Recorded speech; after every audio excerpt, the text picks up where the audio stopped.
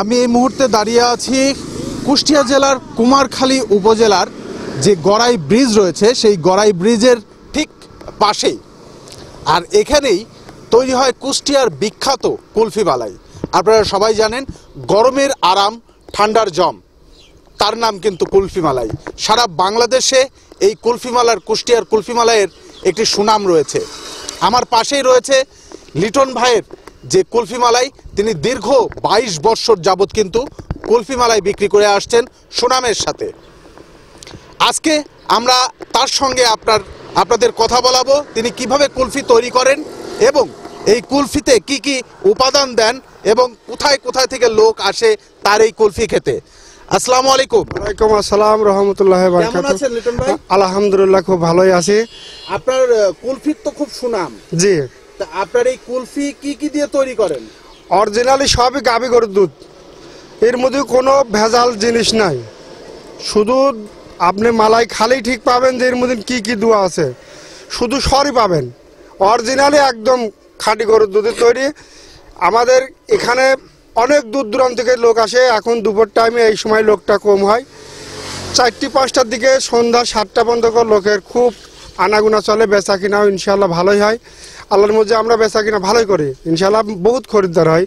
তো বিভিন্ন অঞ্চলের কাস্টমারই আমরা পাই, কুষ্টিয়া, ঢাকা, বিভিন্ন অঞ্চলের কাস্টমার আসে আমাদের কাছে মালাই সংগ্রহ করে। আমি জানতে চাচ্ছিলাম যে আপনি এই কুলফি মালাইটা দুধ দিয়ে তৈরি করেন, কি প্রক্রিয়াটা যদি একটু বলতেন, কিভাবে তৈরি করেন?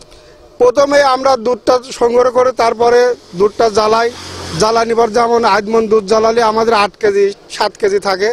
থাকার পরে ওই মালাইগুলো আমরা দুধ চিনি মিশাইয়া ওইগুলো আমরা মিক্সার করে বিক্রি করি।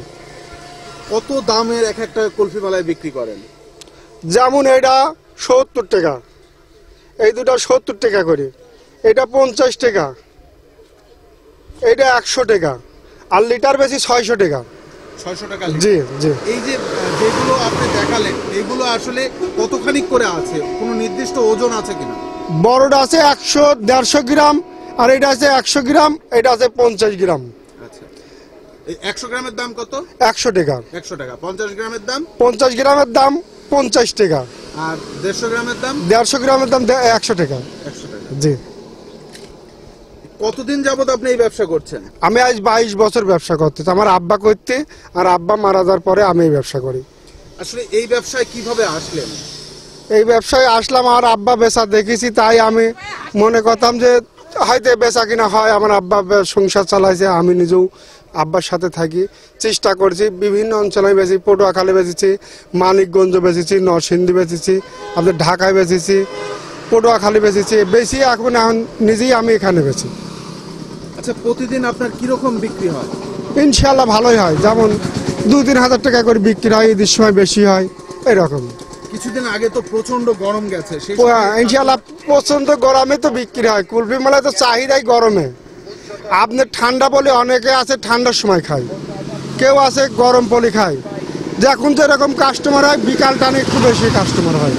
আচ্ছা, এই যে কুমারখালীর যে কুলফি মালাই, এই কুলফি মালাই সর্বপ্রথম তৈরি করে কে? ওই কোয়ার ইউনিয়নে আবুল সাহেব। ইনি কুলফি মালাই না, জলিল সর্বপ্রথম বানায়, তার ছেলেও বিক্রি করে, আমরাও বিক্রি করি।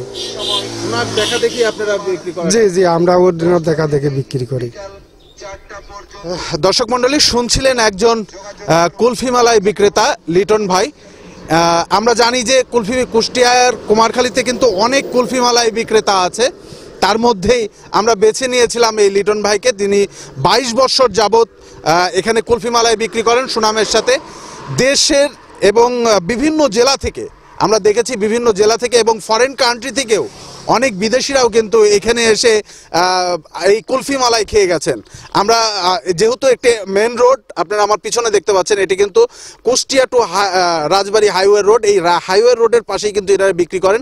দেশের বিভিন্ন প্রান্ত থেকে যারা স্বাদ অর্থাৎ খাদ্য পিপাসু লোক যারা আছেন, স্বাদ পিপাসু লোক যারা আছেন, তারা কিন্তু ছুটে আসেন এই কুষ্টিয়ার বিখ্যাত কুলফি মালাই খেতে। কুষ্টিয়ার আরও একটি বিখ্যাত জিনিস রয়েছে, সেটি হচ্ছে তিলে খাজা। আমরা আরও একদিন আপনাদেরকে তিলে খাজার বিষয় নিয়ে কথা বলবো। আজকের মতন বিদায় নিচ্ছি। কেমন লাগলো আমাদের এই কুলফি মালাই যারা খেয়েছেন কমেন্ট করে অবশ্যই জানাবেন, আর যারা খেয়েছেন তারা তো কমেন্ট করে জানাবেন, আর যারা খাননি তারা অবশ্যই আসবেন কিনা সেটাও কমেন্ট করে জানাবেন। সে পর্যন্ত সাথে থাকবেন।